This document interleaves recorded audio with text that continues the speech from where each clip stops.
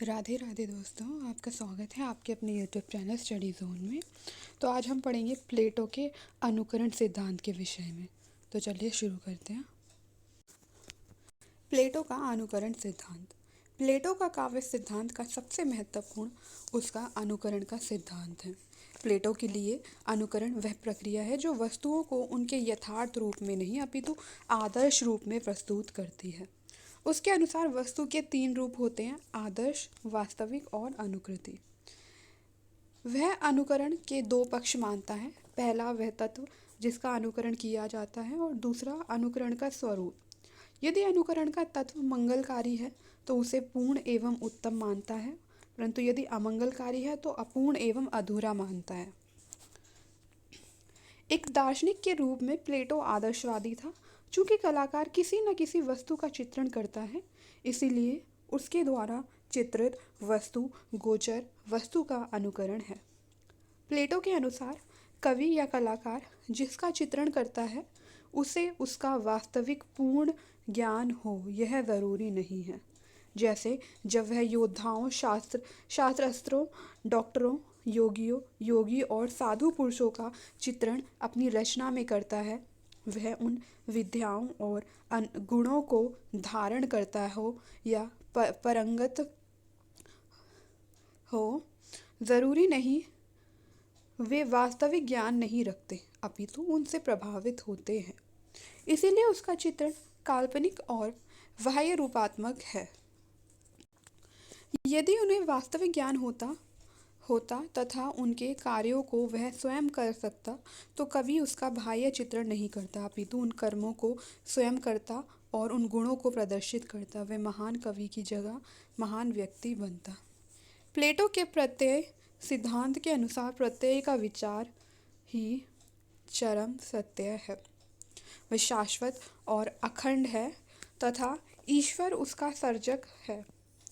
इसके अनुसार यह वस्तु जगत प्रत्यय जगत का अनुकरण है तथा कला जगत वस्तु जगत का। इस प्रकार कला जगत अनुकरण का अनुकरण है। प्लेटो द्वारा प्रस्तुत पलंग का उदाहरण प्रसिद्ध है, जिसे उसने अनुकरण सिद्धांत को स्पष्ट करने के लिए दिया है।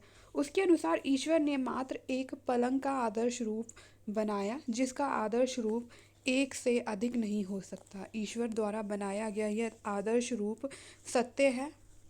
बढ़ई जब कोई विशिष्ट पलंग बनाता है तब वह ईश्वर द्वारा आदर्श रूप में निर्मित पलंग का अनुकरण करता है। उसके बाद चित्रकार जब बढ़ई द्वारा निर्मित पलंग को देखकर उसका चित्र अंकित करता है तब वह बढ़ई के पलंग का अनुकरण करता है। इस प्रकार चित्रकार द्वारा चित्रित पलंग अनुकरण का अनुकरण है। यही स्थिति कवि की है। अतः कवि तथा कलाकार की रचना सत्य से तिगुनी दूरी पर है, इसीलिए उसका महत्व दार्शनिक सत्य से कम है। प्लेटो का अनुकरण सिद्धांत के अनुसार अनुकृति एक नाटक या क्रीड़ा है। नाटक में अभिनेता वास्तविक चरित्र का अनुकरण नहीं करता, क्योंकि उसने उसे कभी देखा ही नहीं।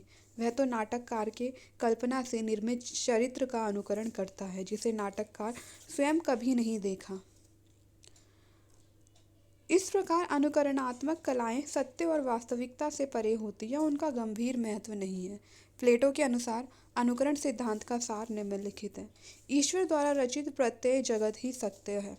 वस्तु जगत प्रत्यय जगत की अनुकृति या छाया होने के कारण मिथ्या या असत्य है। कला जगत वस्तु जगत की छाया या अनुकृति होने के कारण और भी मिथ्या है, क्योंकि वह अनुकृति की अनुकृति है। इसीलिए प्लेटो कहता है कि आदर्श गणतंत्र में कवियों का कोई स्थान नहीं है, उसमें दार्शनिकों और विचारकों को स्थान मिलना चाहिए, गणितज्ञों को सम्मान मिलना चाहिए और संगीतज्ञों का आदर होना चाहिए। जबकि प्लेटो स्वयं भी एक कवि था। प्लेटो का काव्य दर्शन का प्रमुख अंग उसका अनुकरण सिद्धांत ही है। प्लेटो के काव्य संबंधी मत हैं। प्लेटो के अनुसार काव्य का प्रभाव अशुभ होता है। काव्य वासनाओं को जागृत करके पाठकों और श्रोताओं के विवेक को कुंठित कर देता है। यही नहीं, उसमें देवताओं का जो चित्रण किया जाता है वह असत्य और अनुचित होता है। होमर के महाकाव्यों में देवताओं को क्रूर, लोभी, ईर्ष्यालु और प्रतिरोधी भी दिखाया गया है। इसी प्रकार वीरों का चरित्र भी उदात्त और प्रेरक ना चित्रित करके दुर्बल और दोषपूर्ण चित्रित है। ऐसे में महाकाव्यों की उपादेयता क्या हो सकती है? प्लेटो के अनुसार कविता शोक, दुख, क्रोध की वासनाओं को उभारती एवं उत्तेजित करती है, ना कि उसका शमन। वह मधुर शब्दावली और लयात्मक भाषा के माध्यम से मनुष्य को उद्दंड, असंयत, कामी, क्रोधी और झगड़ालू बनाती है, जो सभी राज्य व्यवस्था के लिए हानिकारक है। उसके अनुसार कवि का वर्णन सत्य की जगह काल्पनिक, अतिरंजित, भावुक और अज्ञानजन्य होता है, जो समाज को गलत दिशा में ले जाता है।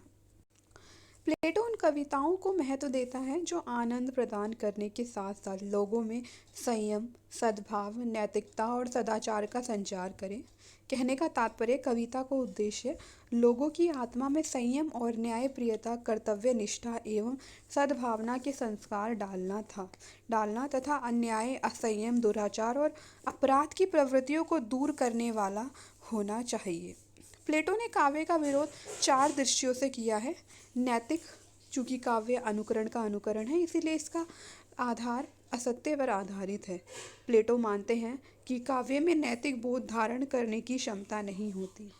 दूसरा है भावात्मक, चूंकि काव्य में चित्रित पात्र अवास्तविक होते हैं, परंतु पाठक उन्हें वास्तविक मानकर उनके जैसे आचरण करने लगते हैं, जैसे स्त्री पात्र करने वाला व्यवहारिक जीवन में भी स्तृण हो जाता है। फिर तीसरा है बौद्धिकता। प्लेटो के अनुसार कवियों को सत्य का बोध नहीं होता है। उनके काव्य में मूर्त जगत का कोई बौद्धिक या तार्किक आधार नहीं होता है। शुद्ध उपयोगितावादी काव्य का समाज और नागरिकों के चरित्र निर्माण में कोई प्रत्यक्ष भूमिका नहीं होती, इसलिए वह अनुपयोगी है। प्लेटो ने काव्य के 3 प्रमुख भेद स्वीकार किए हैं: अनुकरणात्मक, प्रहसन और दुखांत नाटक। वर्णात्मक डिथिरैम्ब, प्रगीत भी कहते हैं इसको, मिश्र महाकाव्य। प्लेटो के अनुसार काव्य के 3 भेद हैं: अनुकरणात्मक काव्य, प्रहसन और दुखांत नाटक। अनुकरणात्मक काव्य के 2 भेद हैं: प्रहसन, व्यंग्य हास्य, दुखांत। वर्णात्मक प्रगीत, शब्द माधुर्य, लय। वर्णात्मक प्रगीत डिथिरैम्ब के 3 अंग माने हैं: शब्द, माधुर्य और लय। मिश्र महाकाव्य, जिसमें कवि कुछ अंश तक अपने माध्यम से और कुछ अंश तक पात्रों के माध्यम से अपनी बात कहता है। प्लेटो के काव्य सिद्धांत के विशेष तथ्य हैं। प्लेटो ने काव्य की देवी को म्यूजेज कहा है। प्लेटो ने त्रासदी को दूषित विचारों का पोषण कर व्यक्ति को उन्मादग्रस्त करने वाली रचना माना है। प्लेटो काव्य को जला देने वाली बात कहते हैं। और अंत में प्लेटो मोची का महत्व कवि की तुलना में अधिक देता है।